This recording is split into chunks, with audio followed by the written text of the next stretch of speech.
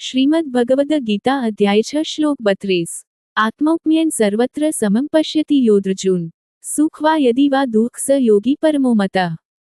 તેમને પરમ સિદ્ધ યોગી માનું છું કે જેઓ સર્વ જીવંત પ્રાણીઓમાં વાસ્તવિક સમાનતાનું દર્શન કરે છે અને અન્યના સુખો અને દુઃખોને પોતાના ગણીને પ્રતિક્રિયા આપે છે। આપણે આપણા શરીરના સર્વ અંગોને પોતાના માનીએ છીએ અને તેમાંના કોઈ એકને પણ નુકસાન થાય તો તે અંગે એક સમાન ચિંતિત રહીએ છીએ। આપણે નિર્વિવાદપણે અને ખાતરીપૂર્વક એ માનીએ છીએ કે આપણા કોઈપણ અંગને થતી હાનિ એ આપણને સ્વયંને હાનિ કરવા સમાન છે। એ જ પ્રમાણે જે લોકો સર્વ પ્રાણીઓમાં ભગવાનનું દર્શન કરે છે તેઓ અન્યના સુખ અને દુઃખને પોતાના જ ગણે છે।